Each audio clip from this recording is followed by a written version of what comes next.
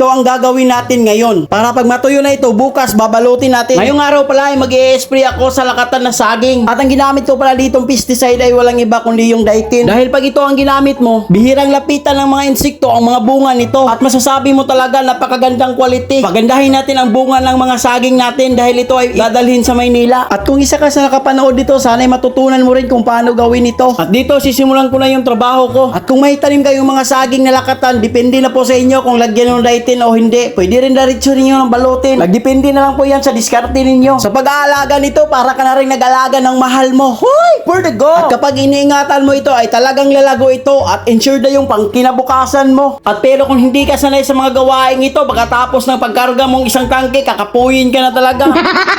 Di bali ng mga pagod, ang importante may ginagawa ka sa araw na ito. Pero kung mas maganda, matutunan mo rin ang ginagawa ko. Yung pabisi-bisihan ka sa bukid ba, para di ka mautusan ng iyong asawa.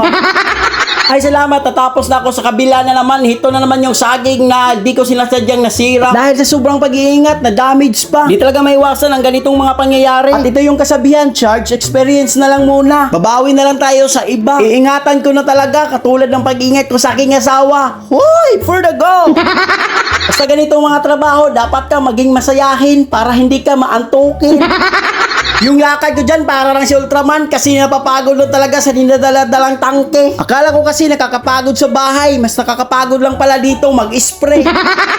Ganito ang trabahong bukid. Kung nakakakita ka na ng puso ng saging, para mo siyang iniibig. Buhay magsasaka ay napakahirap. Kaya titiisin mo na lang kung anong meron ka. Darating na ng tamang panahon na ang buhay mo ay sasarap. Basta tuloy-tuloy lang sa iyong mga pangarap. Sabay dasal sa Panginoong may kapal. Tiwala sa sarili ang kailangan para ang buhay ay umangat. Hanggang dito na lang muna mga idol. Kasi masakit na yung aking balikat. Nakapapasan itong tangki na mabigat.